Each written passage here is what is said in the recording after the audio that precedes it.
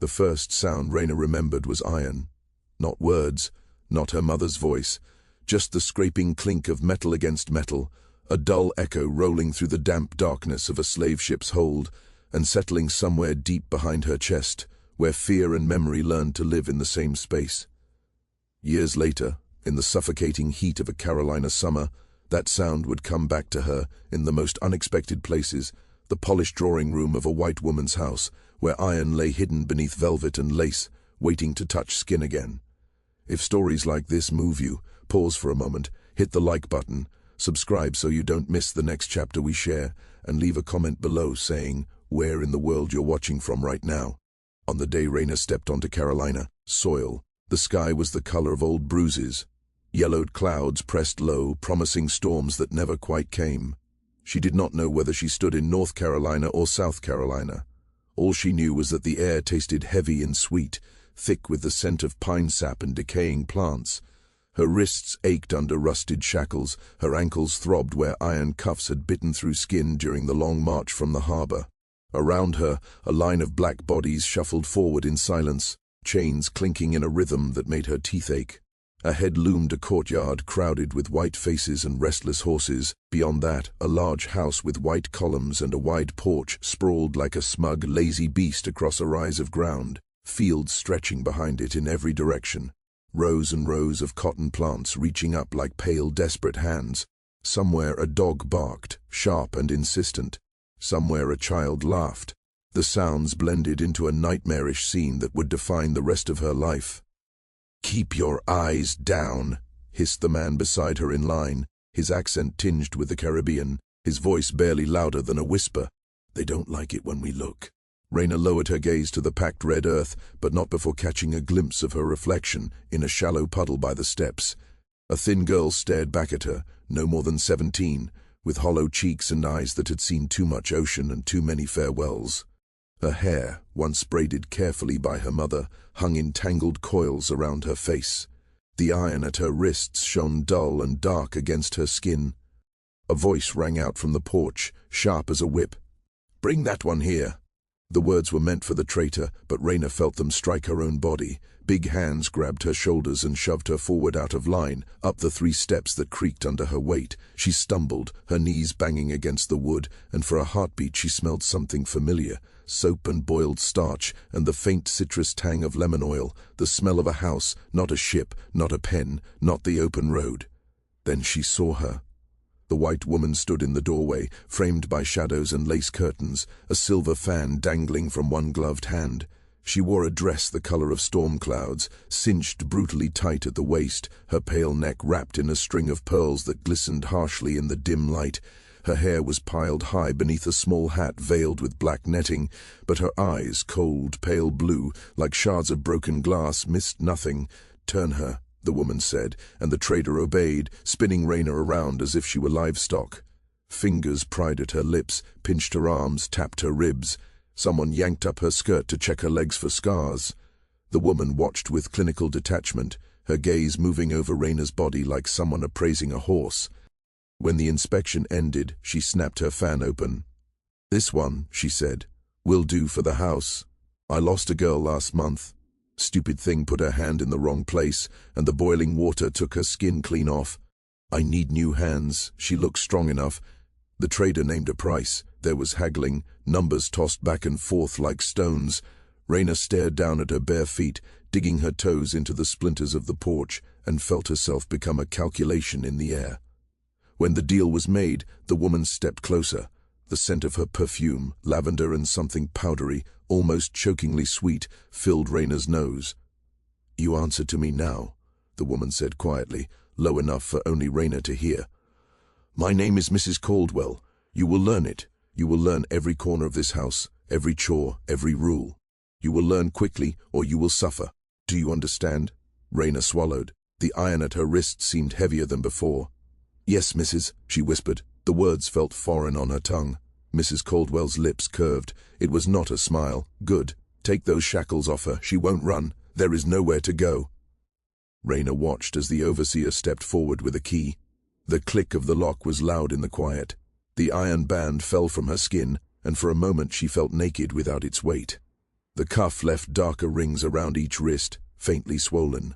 Skin torn in places where metal had rubbed raw. Mrs. Caldwell's gaze lingered on the marks. Unsightly, she murmured. But they will fade. Most things do. Raina lifted her wrist, feeling air on the raw flesh. There was a sting, a phantom pressure where the metal had been.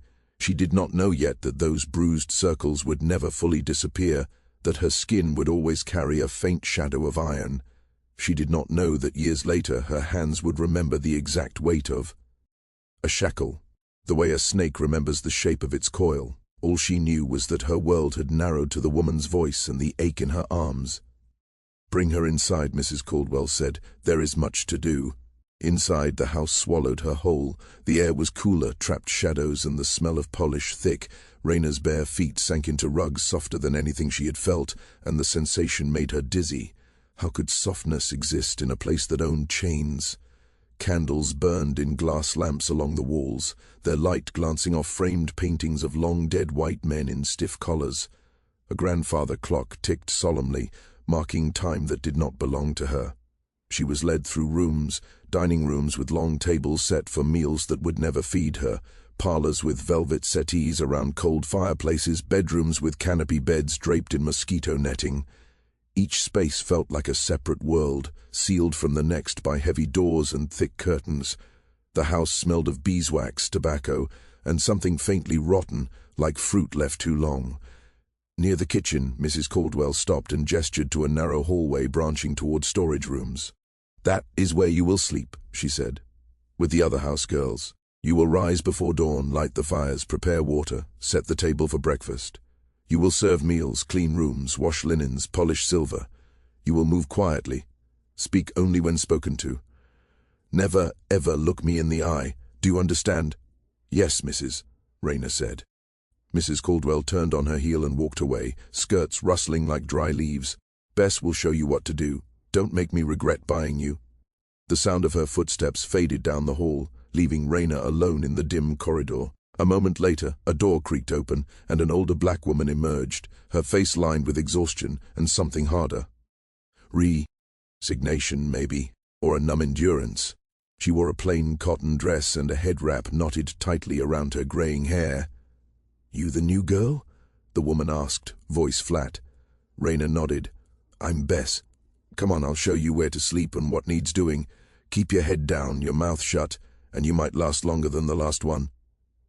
Raina followed her down the narrow hallway to a small room barely wider than a closet. 2 pallets lay on the floor, thin and stained, covered with rough wool blankets. A single candlestick sat on an upturned crate between them. The walls were bare wood. The air smelled of mildew and sweat. "That one's yours," Bess said, nodding to the pallet nearest the door. "We wake when the rooster crows, sometimes earlier if Mrs. Caldwell has guests. You'll learn the routine quick enough." Raina set her bundle down, a scrap of cloth containing a broken comb and a piece of string, and sank onto the pallet. The straw inside crackled under her weight. Her wrists throbbed, and she rubbed them absently, feeling the ridges of torn skin. Bess watched her, then sat heavily on her own pallet. "You got a name?" "Raina. Where are you from?" "I don't know anymore." Bess nodded, as if the answer made perfect sense. "Well, Raina, let me tell you something. Mrs. Caldwell, she's the worst kind. She don't scream like some of them. She's quiet, cold. She'll smile while she orders the overseer to beat you half to death. She'll say please and thank you, then turn and sell your baby south without blinking. You understand?" Raina understood. She had seen cruelty before, on the ship, in the pens, in the faces of men who bought and sold human flesh. But Bess's words made her stomach tighten. "How long you been here?" Raina asked. 10 years, maybe more. I lost count. 10 years. The number sat between them like a stone. "Ever think about running?" "Raina, why?" "Spared." Bess's expression didn't change, but something flickered in her eyes, something old and buried. "Every day," she said quietly, "but thinking and doing are different things. You run, they catch you, and when they catch you, they make sure you never run again. Seen those dogs out there? They got a taste for black skin. And the patrollers, white men riding at night, looking for runaways, they're worse than the dogs." Raina said nothing. She thought about the iron circling her wrists, the way it had felt alive, tightening with every breath. She thought about the woman, with cold blue eyes, a voice like silk over steel. "Get some sleep," Bess said, blowing out the candle. "Tomorrow comes early." In the darkness, Raina lay on her back and stared at the ceiling.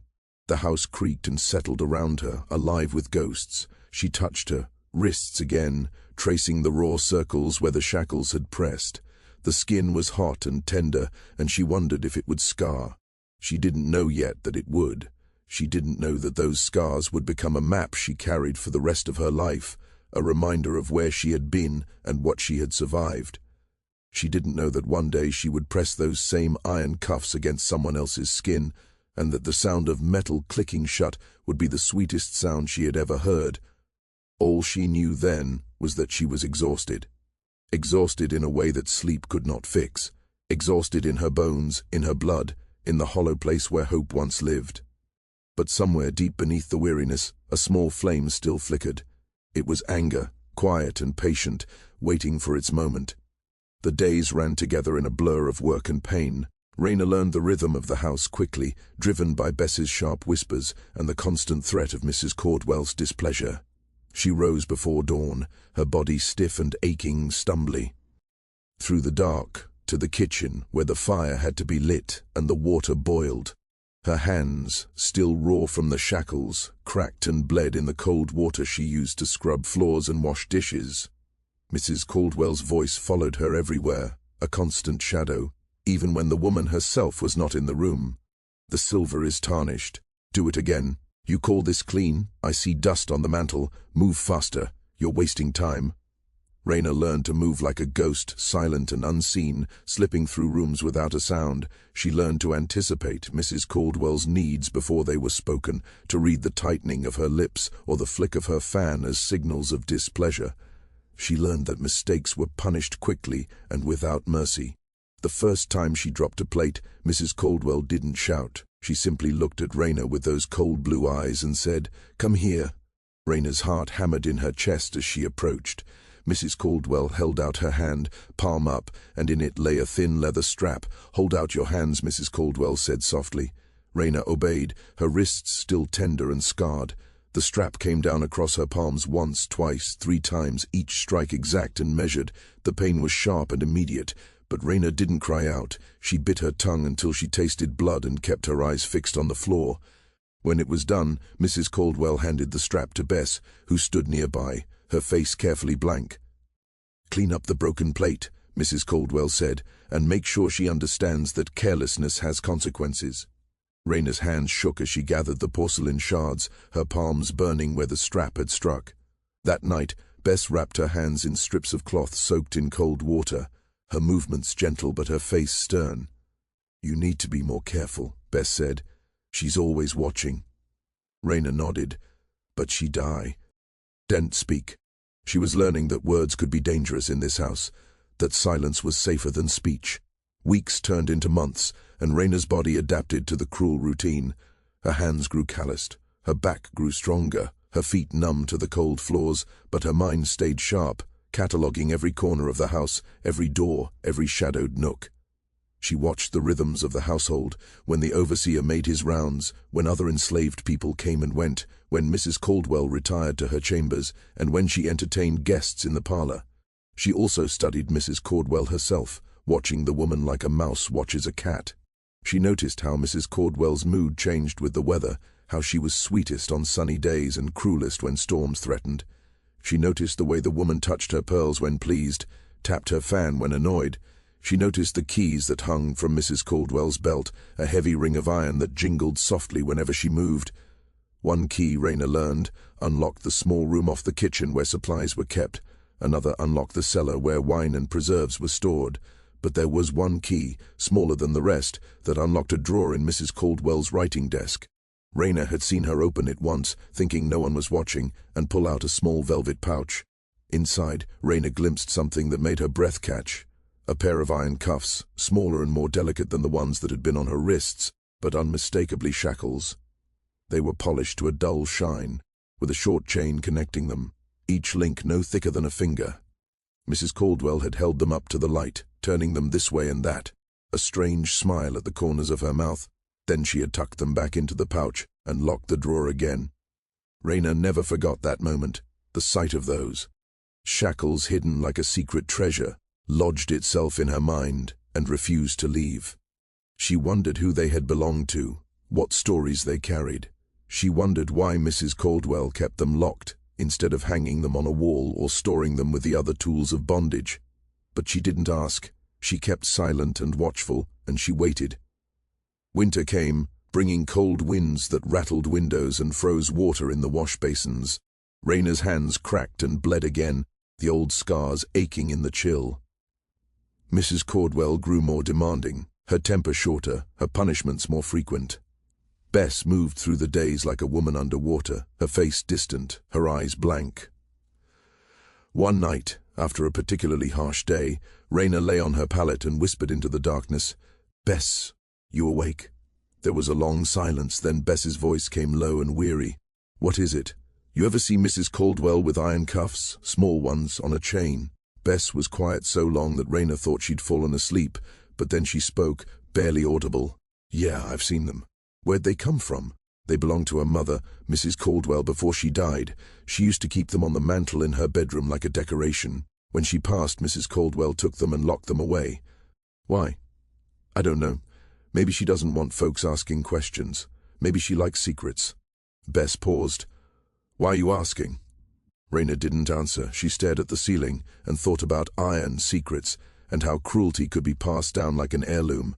The cold deepened, bringing illness. A field hand fell sick with fever and was taken to the cabin behind the big house, where he died 3 days later. Another girl, younger than Raina, collapsed while carrying water and was sold south before the week ended. Mrs. Caldwell watched it all with the same cool detachment, as if death and suffering were no more remarkable than the changing seasons. Raina felt the rage inside her grow, feeding on every humiliation, every punishment, every cold glance from those pale blue eyes. It was a living thing now, coiled tight in her chest, waiting for the moment it could strike. That moment came on a February morning, the sky white with frost, air smelling like snow. Raina was in the parlor polishing silver candlesticks when she heard Mrs. Caldwell's voice in the hallway. She was speaking to a man, her tone light, almost playful. "Yes, I believe she'll fetch a good price," Mrs. Caldwell said. "She's young, healthy, skilled with her hands, a bit sullen, but nothing a firm hand can't correct." Raina's fingers froze on the candlestick. "She's talking about me," she thought. "She's selling me." The realization hit her like a blow. After all these months, after everything she'd endured, she was to be sold again, passed from one pair of white hands to another like furniture. The rage flared, white-hot, blinding. Her hands trembled as she set down the candlestick and stood, heart hammering. She walked to the doorway, looking into the hall. Mrs. Caldwell stood there with a man Raina didn't recognize, a trader with a leather satchel over his shoulder. They discussed numbers, logistics, as if Raina were only a transaction. Mrs. Caldwell glanced up and saw her standing there. Her expression didn't change, but her eyes sharpened. "Raina," she said, voice smooth as silk. "Come here." Raina walked forward on legs that felt like wood. She stopped a few feet away, gaze fixed on the floor.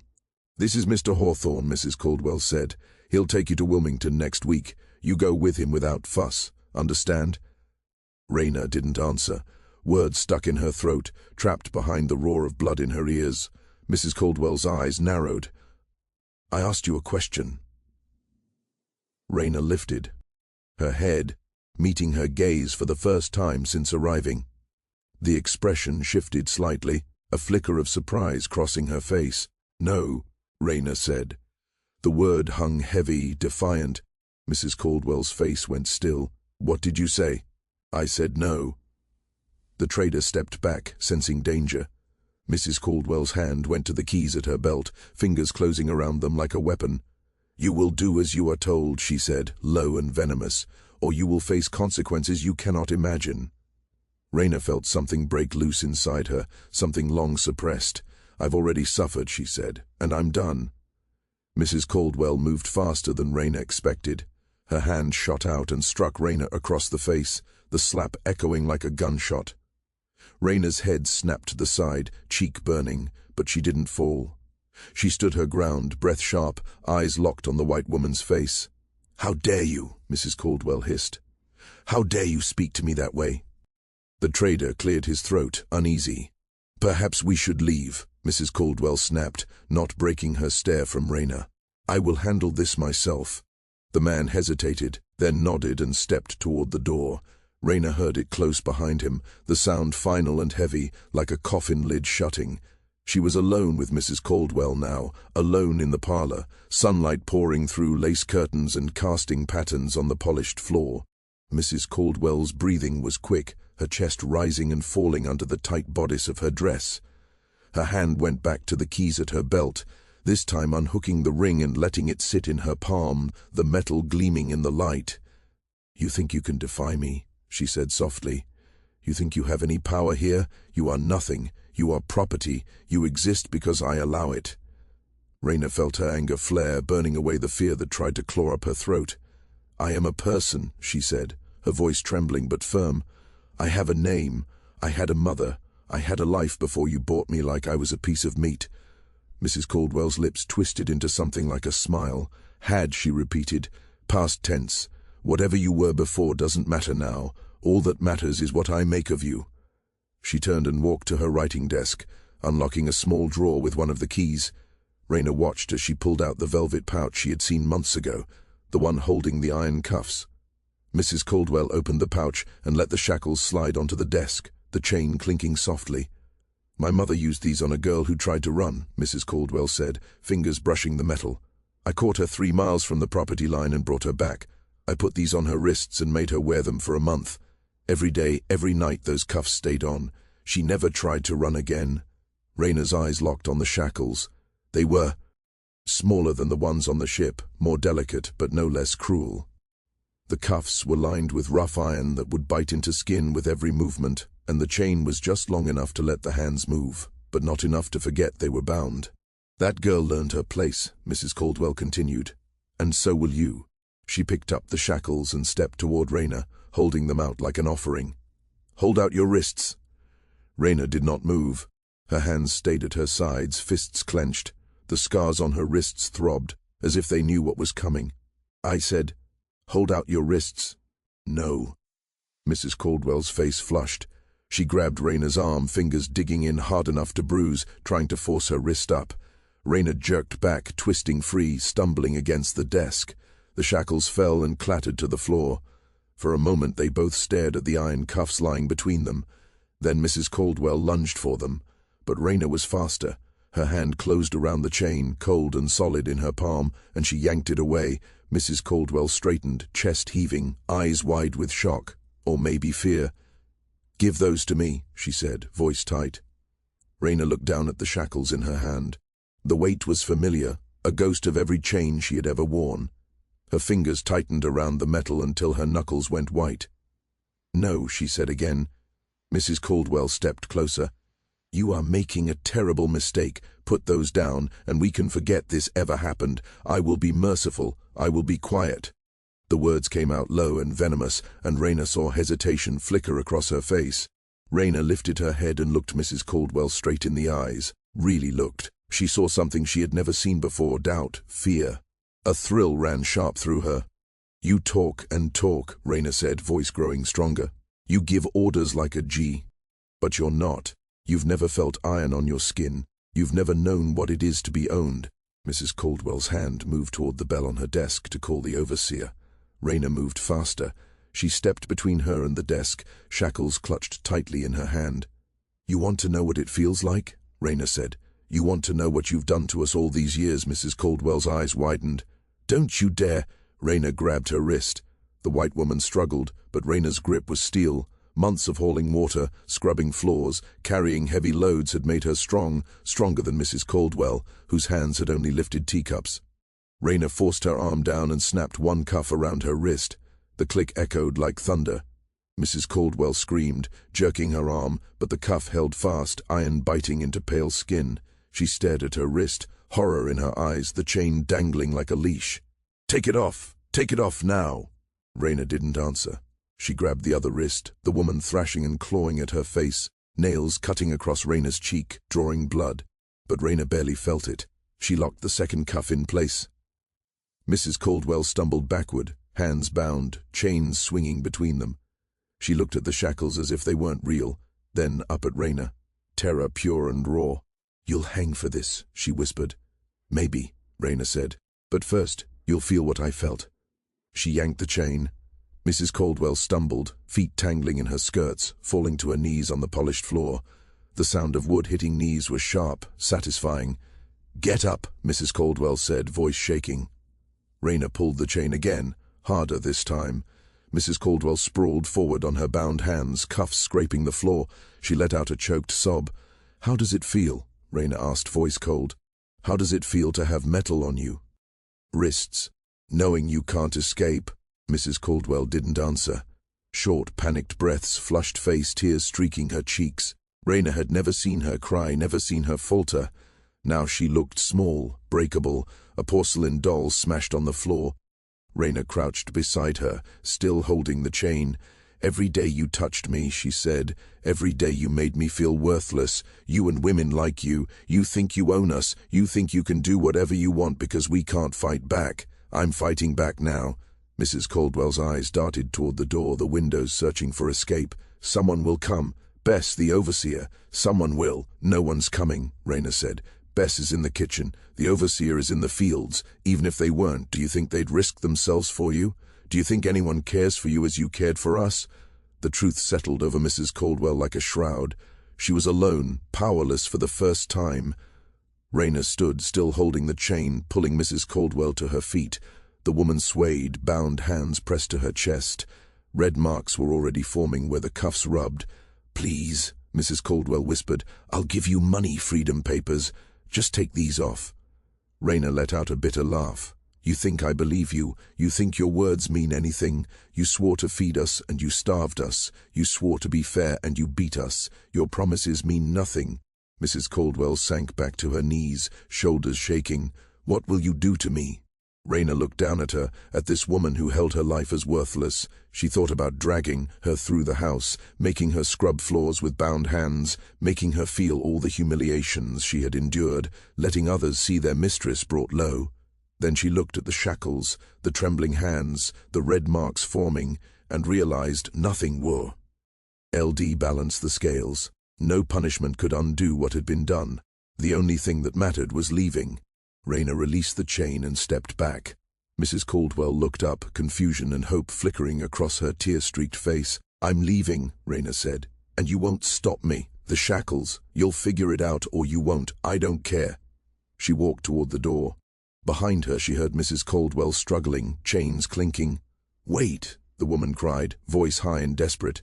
"You can't leave me. Someone will find me. They'll know what you did. They'll hunt you down." Raina paused in the doorway, looking back. Mrs. Caldwell stood in the middle of the parlor, hands bound, dress disheveled, her perfect world crumbling. "Let them hunt," Raina said. "I've been hunted my whole life. I know how to run." She stepped out of the parlor and down the hallway, her footsteps steady and confident. Behind her, she heard Mrs. Caldwell's voice rising in panic, calling for help for Bess, for anyone nearby. But Raina didn't stop. She passed through the kitchen, past the startled stare of another housegirl, and out the back door into the sharp February air. The sky was still pale with frost, and the ground was hard and frozen under her bare feet. She had no coat, no food, no clear plan beyond putting as much distance as possible between herself and the big house. But as she crossed the yard and slipped into the trees at the edge of the property, she felt something she hadn't felt in months. Freedom. It was fragile and uncertain, a flickering flame that could go out at any moment, but it was hers, and she would fight to hold on to it. The cold hit her like a fist. Raina's thin cotton dress offered no protection against the wind slicing through the trees, sharp as broken glass, her bare feet crunching over frozen leaves and icy patches, each step sending jolts of pain. Up her legs. She had no sense of direction, no map in her head except the urgent pull to move away from the house, away from Mrs. Caldwell's voice still ringing in her ears.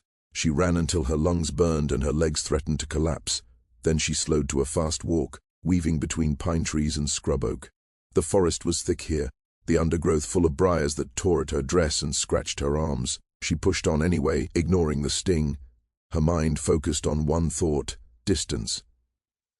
By the time the sun started sinking toward the horizon, painting the sky in shades of orange and purple, Raina had no idea how far she had gone. Her feet were numb, bleeding from many cuts she couldn't even feel. Her hands shook from cold and exhaustion, but she kept moving, driven by the knowledge that stopping could mean death or worse. As darkness fell, she found a hollow beneath an old oak tree, its roots creating a small sheltered space. She crawled inside and curled into a ball, trying to hold on to what little warmth her body had left. The forest around her came alive with night sounds, the hoot of an owl, the rustle of some small animal in the underbrush, the distant howl of what might have been a dog, or something worse. She thought about Mrs. Caldwell, probably still wearing those shackles, screaming for help that would come too late to stop Raina's escape. She thought about Bess, wondering if the older woman would be punished for Raina's actions. If Mrs. Caldwell would vent her rage on whoever was closest, guilt tried to take root, but Raina pushed it away. She couldn't afford guilt now. She couldn't afford anything but survival. Sleep came in fits and starts, broken by cold and fear. Every sound made her jolt awake, convinced she heard dogs or men on horses. But morning came eventually, grey and bitter, and Raina crawled out of her hiding place with joints so stiff she could barely stand. She needed water, food, shelter. She needed help. The word lodged in her throat like a stone. Help me trusting someone, and trust was a luxury enslaved people couldn't afford. But she also knew she wouldn't last long alone in the woods, with winter still holding the land. She had heard whispers in the quarters back at the Caldwell place, stories told in low voices after the overseer had gone, stories about people who helped runaways, about safe houses and secret routes north, about something called the Underground Railroad. Raina didn't know if the stories were true or just desperate fantasies, but she had nothing else. She walked through the morning, following what looked like an old deer trail, her feet leaving bloody marks in patches of snow. The sun climbed higher but offered little warmth. Her stomach ached with hunger, a gnawing pain that made her dizzy. She tried chewing pine needles the way she had seen someone do once, but they only left a bitter taste in her mouth and did nothing for her hunger. By midday she heard the sound of water. She stumbled toward it, pushing through a thicket of brambles, and found a narrow creek running fast and dark between its banks. She dropped to her knees and cupped her hands, drinking until her stomach felt heavy. The water was so cold it made her teeth chatter, but it was the best thing she had tasted in days. She washed her feet in the creek, wincing as the icy water stung her cuts. Then she sat back on the muddy bank and tried to think. She needed to move north. That much she knew from the whispered stories. North meant freedom, meant states where slavery was illegal, meant the possibility of a life that belonged to her. But north was hundreds of miles away, through territory crawling with patrollers and slave catchers and dogs trained to hunt human scent. The snap of a branch made her freeze. She turned slowly, her heart hammering, and saw a figure at the edge of the trees. A black man, older with graying hair and a face carved with deep lines. He wore rough clothes and carried a walking stick, and his eyes were sharp and studying. They stared at each other for a long moment. Raina's muscles tensed, ready to run, but something in the man's face stopped her. He didn't look surprised. He looked like he had been searching for something and had just found it. "You running?" he asked softly. Raina didn't answer. The question could be a trap. He could belong to someone nearby, sent to look for runaways. He could be anything. The man seemed to understand her silence. He glanced around at the trees, then looked back at her. "I'm not going to hurt you," he said, "and I'm not going to turn you in, but you need to get off this trail. Patrollers come through here sometimes." "Who are you?" Raina whispered. "Name's Josiah. I'm free. Got my papers and everything, though that doesn't always mean much around here." He took a step closer, moving slowly, as if approaching a wild animal. "You from the Caldwell place?" Raina's breath caught. How did he know? Josiah saw the question in her face. "Word travels fast. They're already looking for you. Whole county knows about the girl who put shackles on her mistress and ran." Raina felt ice in her veins. "How long ago?" "Riders came through the settlement where I live last night, offering a reward." He paused. "They say Mrs. Caldwell was found by her overseer, still wearing those cuffs.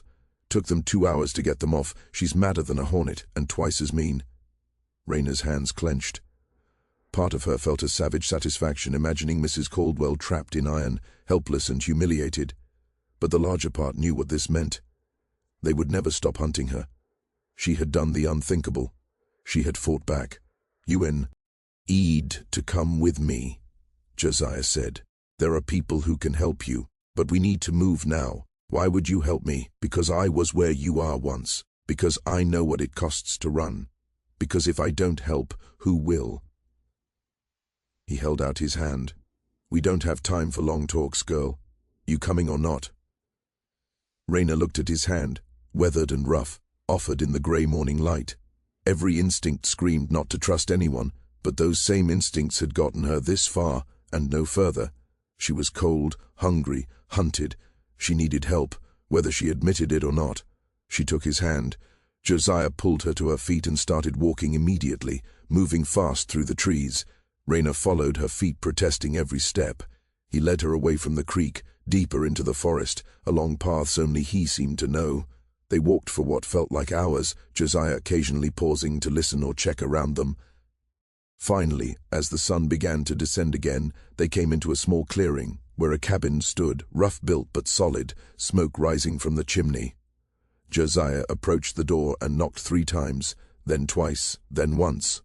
The door opened to reveal a black woman, middle-aged with sharp eyes and hands stained with what looked like indigo dye. She took one look at Raina and stepped aside.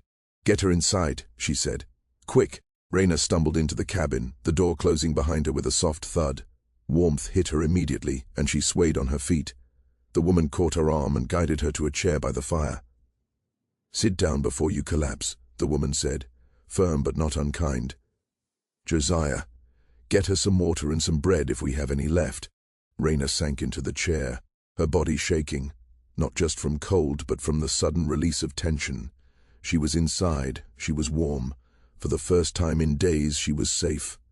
The woman crouched before her, examining her feet, clicking her tongue at the cuts and bruises. "You've done a number on yourself," she muttered. "We'll clean these up and get you some proper shoes." "Who are you?" Raina whispered. "Name's Hannah. This is my home. Josiah and I, we help people like you," she said, looking into Raina's eyes. "People running toward freedom. Is this the Underground Railroad?" Hannah smiled faintly. "That's what some call it. We just call it doing what's right." She moved to a shelf and pulled down a tin container. "Now, let's see to those feet. Then we'll get you some food and figure out the next step." As Hannah worked, cleaning and bandaging Raina's feet with steady care, Josiah returned with a cup of water and a thick slice of bread. Raina ate slowly, forcing herself not to gulp it down, feeling strength return to her limbs. "They're looking hard for you," Josiah said, sitting across from her, his voice serious. "What you did to that woman, it scared them badly." "Good," Raina said, and meant it. Hannah glanced up from her work. "It's good you fought back, but it also means they'll be watching the usual roads north. We'll need to be careful." "How long before I can move on?" Raina asked. "Few days at least. You need rest and proper food, and we need to wait for word about patrols." Hannah tied off the last bandage and leaned back. "You're safe here for now.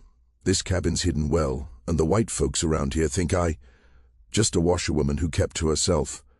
Raina nodded, exhaustion hitting her like a crashing wave. Her eyes felt heavy, and the warmth of the fire was pulling her towards sleep. "There's a bed in the back room," Hannah said, noticing her expression. "Go lie down, we'll keep watch." Raina wanted to argue, to stay alert, but her body refused. She let Hannah lead her to a small room with a narrow bed covered in quilts. She collapsed on to it and was asleep before Hannah had even closed the door.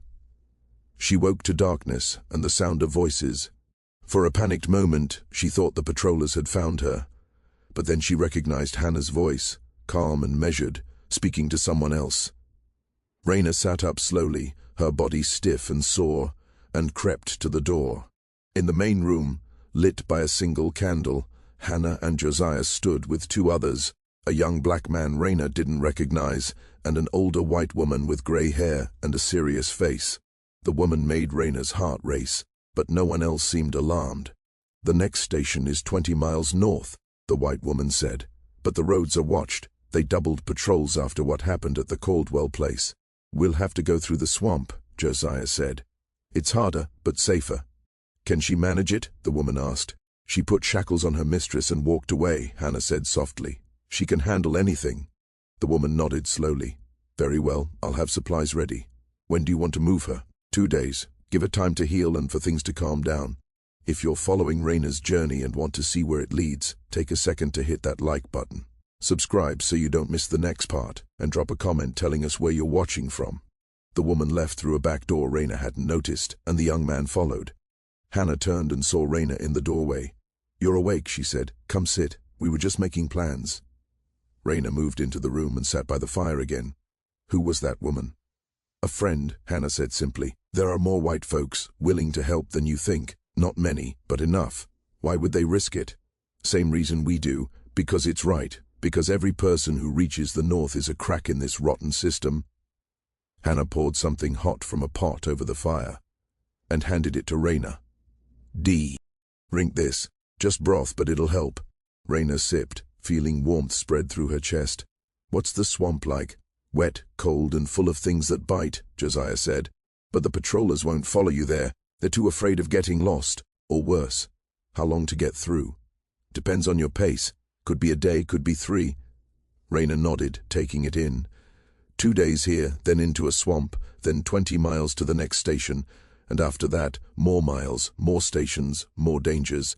The road to freedom was longer and harder than she imagined, but for the first time since the shackles closed on Mrs. Caldwell's wrists, she felt something like hope. The next 2 days passed in a blur of eating, sleeping, and preparation. Hannah gave her proper clothes, a heavy wool dress, a thick shawl, and boots that fit. Josiah taught her to read moss on trees for north, listen for pursuit, and move quietly through underbrush. Samuel, the young man from that first night, brought her a walking stick and a small pack with dried meat and cornmeal. Before dawn on the 3rd day, Hannah woke her gently. It's time, she said. Raina dressed quickly, hands steady despite the fear coiling in her stomach. She strapped on her pack and took the walking stick. Hannah handed her something else, a small folded paper. If you get caught, eat this, she said. Directions to the next station. Don't let them find it on you. Raina tucked it into her dress, feeling its weight like a promise. Outside, Josiah waited with Samuel. The sky was just starting to lighten, stars fading. They had maybe an hour before full light. Ready? Josiah asked. Raina looked back at the cabin, Hannah watching from the doorway. The older woman raised her hand in farewell, and Raina raised hers. Then she turned north and began toward what came next. The swamp opened before them like the mouth of something ancient. ND hungry. Raina had never seen anything like it. Tea-colored water spread between twisted cypress trees, roots jutting up like gnarled fingers. Moss draped from branches in long curtains, swaying in the faint breeze. The air smelled thick and rotten, like earth turned inside out. Stay close, Josiah said, stepping on ground that seemed solid but sank slightly. Watch where I step. Some of this looks safe but isn't. Raina followed, placing her feet exactly where he had. Samuel brought up the rear, moving with the quiet confidence of someone who had done this before. The water rose around their ankles, cold and murky, soaking through Raina's boots. Within minutes her feet were wet. They moved silently, weaving between trees, stepping over submerged logs, ducking under low branches. The swamp was waking around them. Birds called from hidden perches, sharp and strange. Something splashed nearby, and Raina's heart jumped, but Josiah didn't turn. The sun climbed higher, filtering through the canopy, slanting beams that turned water to gold. But the beauty was deceptive. Raina's legs burned from pulling them free of sucking mud. Her dress grew heavy with water and filth. Insects swarmed, biting neck and arms. By midday, they rested on a small island of higher ground to eat. Raina's hands shook as she pulled dried meat from her pack. Every muscle ached. How much farther? She asked. Maybe a third of the way, Josiah said, chewing slowly. The hard part comes later. Water up to your chest in places, but that's where it's safest. Patrollers never go that deep. Raina looked at the endless water and trees, thought of turning back, but there was no easy way, only forward or capture. I can do it, she said to herself. Samuel smiled slightly. I know you can. You wouldn't have made it this far if you couldn't. They rested 20 minutes, then pressed on. The water rose past knees, thighs, waist. Cold numbed her legs, turning them to stumps. Her pack floated behind, tethered with rope. The walking stick became essential, probing ahead for hidden drops or soft mud. Time lost meaning, only the slog, the ache, the burn. Josiah led them along paths only he could see, occasionally pausing to check sun or a tree. Once they passed a small clearing with remnants of a fire and scattered bones. "Someone else came here," Rayna whispered. "Someone who didn't make it," Josiah replied quietly. "Keep moving." The sun began to sink, painting water orange and red. Josiah found a larger island for the night. Rayna collapsed on damp ground. Samuel gathered dry wood for a small fire, too small to be seen but enough for warmth. Rayna huddled close, teeth chattering. "You did well today," Josiah said, handing dried meat. "Better than some I've guided." "Doesn't feel good," she muttered. "It never does, but you're moving, still breathing. That matters." They ate in silence, the swamp alive with night sounds. Frogs sang loudly. Something large moved nearby, eyes glinting in firelight before vanishing. "Alligator," Samuel said. "They won't bother us if we don't bother them." Rayna wasn't sure she believed that, but she was too tired to argue. When they lay down, taking turns keeping watch, Rayna sank into unconsciousness like a stone in deep water. The second day was worse.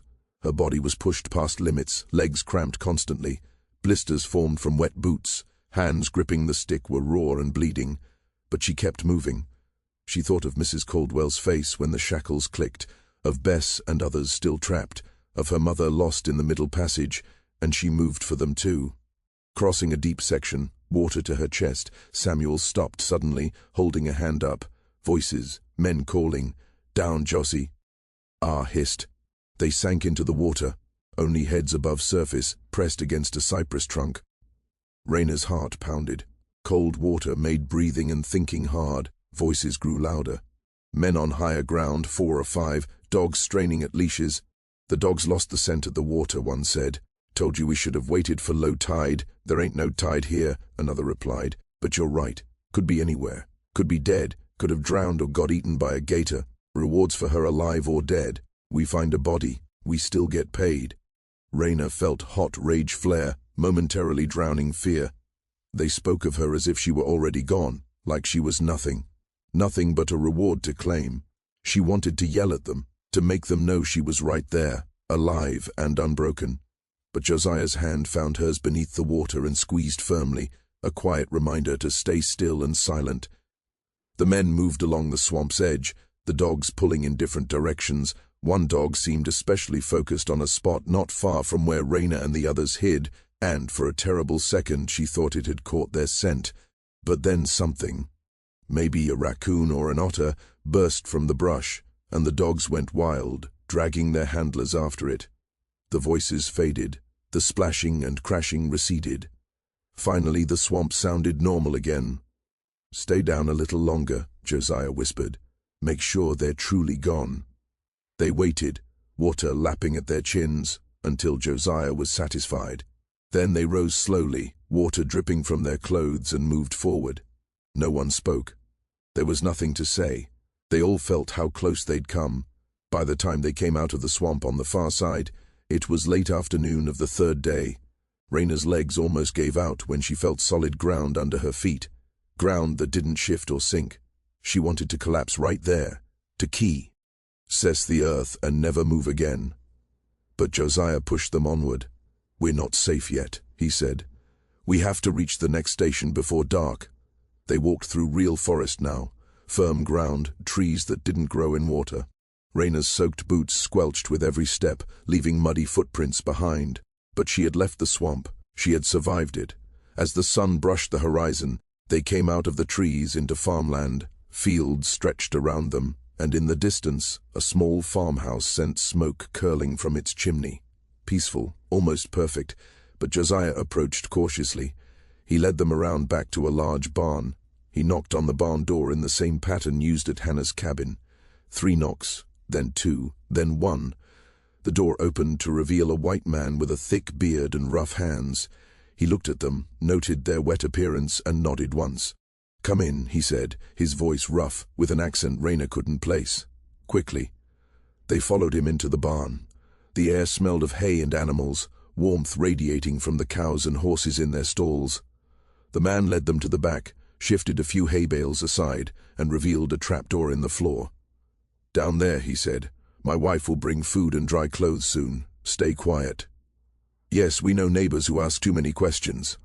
Josiah went down first, then helped Raina climb down a ladder into a small underground room lit by a single lantern. Samuel came last, and the man closed the trapdoor above, plunging them into dim light. The space was barely big enough for the three to sit comfortably, but it was dry and fairly warm. Blankets were stacked in a corner, a bucket of water with a ladle nearby. "We made it," Samuel said, wonder in his voice. Raina leaned back against the earthen wall, closing her eyes. They had made it through the swamp, past the patrollers, to this hidden room under a barn. She was alive. She was still free. About an hour later, the trapdoor opened, and a woman's face appeared, older, kind, with flowers dusting her apron. She lowered a basket with bread, cheese, apples, and a clay jug of milk. Then she lowered another bundle, dry clothes. "Change and eat," she said, in the same accent as her husband. "Rest tonight. Tomorrow we talk about the next part of your journey." The trapdoor closed again. Raina ate almost automatically, her body needing fuel, then changed into the dry dress, homespun and rough but clean, not smelling like swamp water. She wrapped herself in a blanket, warmth finally returning to her bones. "How many more stations?" she asked Josiah. "Depends on the route. Could be 5, could be 10. Each one gets you closer to the border. How long? Weeks? Maybe a month if we run into trouble." He saw her look. "I know it seems endless, but you've done the hardest part. The swamp breaks most people. You didn't break." Raina touched her wrists, feeling the scars beneath her sleeves. She thought of Mrs. Caldwell, wondered if the woman still had marks from the shackles, wondered if she understood now what she had done to so many. Probably not. People like her never understand. They never need to. But Raina did. She knew freedom wasn't given. It was taken, fought for, bled for.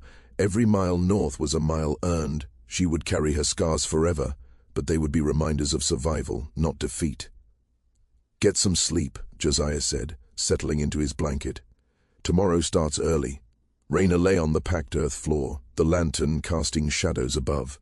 She could hear the faint sounds of the barn, animals moving, wood creaking, wind through the cracks. Normal sounds, safe sounds. She closed her eyes and slept without dreams.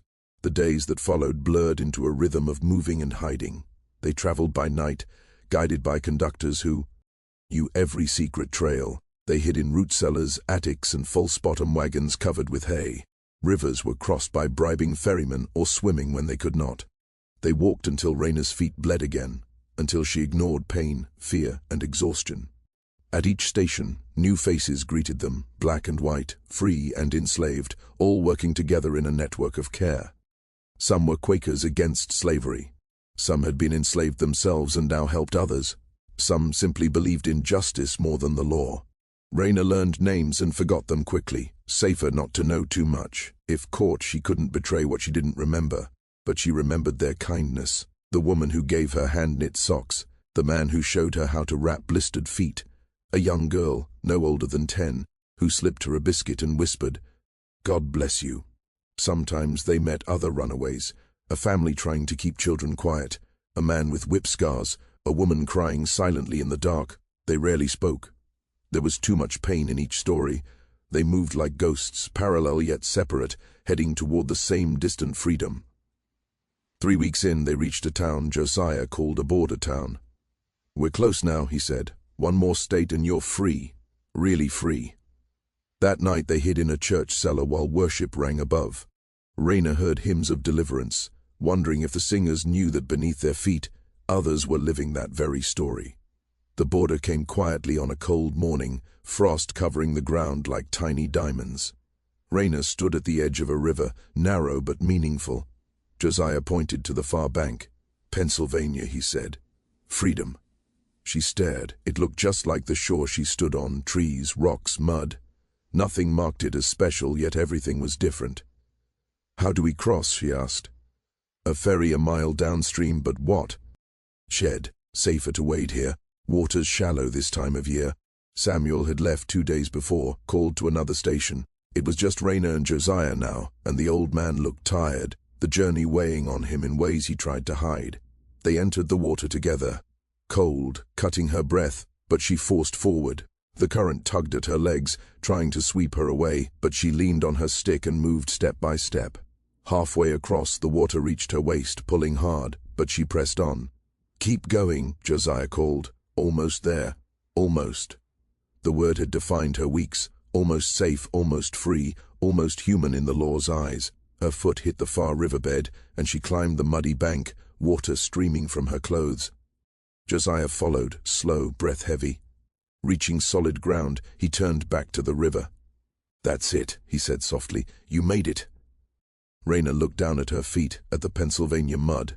She had crossed an invisible line.